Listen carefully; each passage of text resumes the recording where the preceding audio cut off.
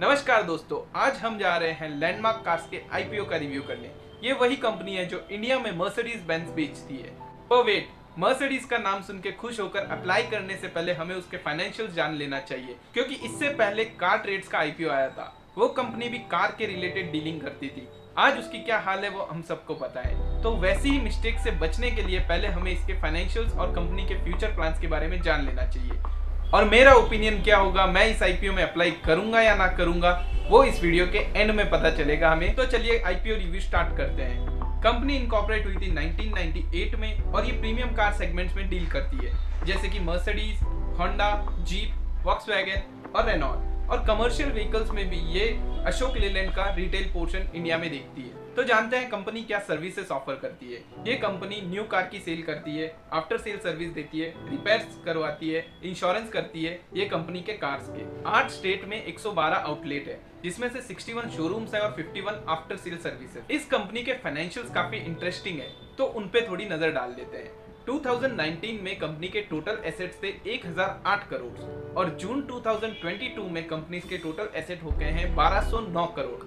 2020 और 21 में डिप आया था ड्यू टू कोविड, पर अब एसेट्स फिर से बढ़ चुके हैं। अगर टोटल रेवेन्यू की बात कर ली जाए तो 2019 में कंपनी का टोटल रेवेन्यू था 2834 करोड़ रुपए, जो कि 2022 में हो गया है 2990 करोड़ रुपए।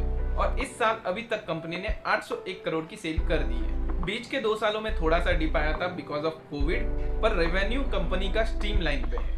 2019 में कंपनी के प्रॉफिट्स नेगेटिव थे 24 करोड़ और 2022 में 66 करोड़ रुपीस पॉजिटिव हो चुके हैं। 2019 में कंपनी की नेटवर्थ थी 188 करोड़, जो कि बढ़ के अब 2022 में हो चुकी है 268 करोड़। तो अब कर ली जाए बात बोरोइंग्स की, तो 2019 में कंपनी की बोरोइंग्स थी 478 करोड़, जो कि 2022 में फिर से 464 करोड़ हो गई। बीच में बोरोइंग्स कम हुई थी पर फिर से बढ़ गई। और कंपनी का एक ऑब्जेक्टिव ऑफ इशू में भी यही है कि उनको धीरे धीरे बोरोइंग्स कम करनी है। ऑब्जेक्ट ऑफ द इशू है कंपनी को जो प्रोसीड्स मिलेंगे ये आईपीओ के बाद, उससे वो अपनी और अपनी सब्सिडरी की बोरोइंग्स कम करना चाहेगी और बाकी पैसा जनरल पर्पस में यूज करेगी। अब बात कर ली जाए कंपनी की वैल्यूएशन की।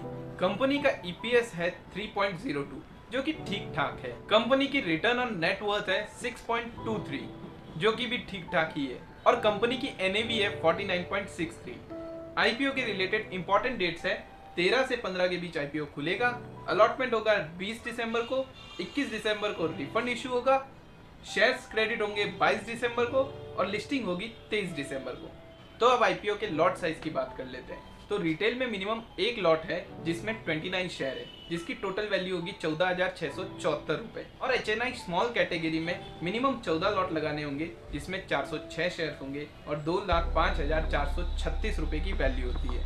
और अब बात आई एचएनआई बिग की, जिसमें 69 लॉट्स है, 2001 शेयर है, 10,12,506 रुपए की वैल्यू है। तो अब बात कर लेते हैं प्रमोटर्स के होल्डिंग पैटर्न की। प्री इशू प्रमोटर्स की होल्डिंग है 60% और पोस्ट इशू हो जाएगी 44%, मतलब प्रमोटर्स अपना माल बेच के निकल रहे हैं। और प्रमोटर्स की लिस्ट आप यहाँ पे देख सकते हैं। फेस वैल्यू है 5 रुपए, आईपीओ की साइज होने वाली है 552 करोड़ की, उसमें से फ्रेश इशू है 150 करोड़ का और ऑफर फॉर सेल्स है 402 करोड़ का।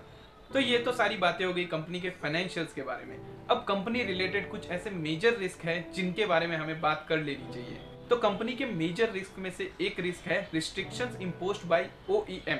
ओईएम मतलब होता है ओरिजिनल इक्विपमेंट मैन्युफैक्चरर।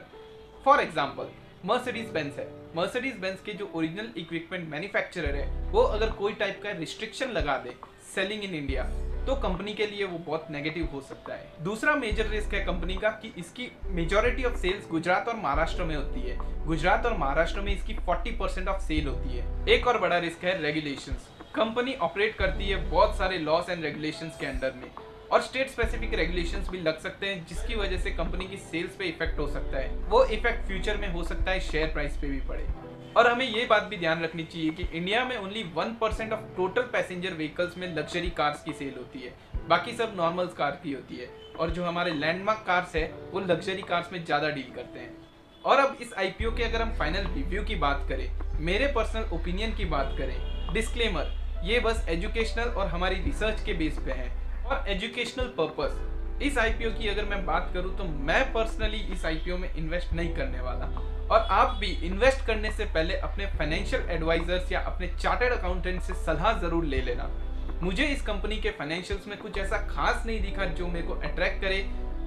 ज़्यादा से ज़्यादा 5 से 10% की लिस्टिंग गेन्स की उम्मीद कर सकते हैं, वो भी अगर मार्केट ने साथ दिया तो, क्योंकि अभी फेड मीटिंग होने वाली है और फेड मीटिंग के बाद इस आईपीओ का लिस्टिंग होगा। मेरी पर्सनल ओपिनियन यही है कि मैं इस आईपीओ में अप्लाई नहीं करूंगा, क्योंकि मुझे फाइनेंशियल्स में ऐसा कुछ खास दिखा नहीं। पर अगर इसकी लास्ट डेट जो कि 15 दिसंबर है, तब तक इसका अगर सब्सक्रिप्शन बहुत अच्छा हो जाए तब मैं 1-2 लॉट अप्लाई करने की सोच सकता हूँ, जिसके बारे में मैं डिस्क्रिप्शन में आपको बता दूंगा। तो लैंडमार्क कार्स के आईपीओ रिव्यू में इतना ही। और किसी आईपीओ के बारे में रिव्यू जानना हो तो चैनल को सब्सक्राइब कर देना, वीडियो अच्छी लगी तो लाइक कर देना और कमेंट जरूर करना कि आप ये आईपीओ में अप्लाई कर रहे हैं या नहीं कर रहे हैं, और अगर कर रहे हैं तो क्या रीजन है और नहीं कर रहे हैं तो क्या रीजन है। अभी के लिए इतना ही, मिलता हूँ आपसे अगली वीडियो में। टिल देन, पीस, जय श्री कृष्णा।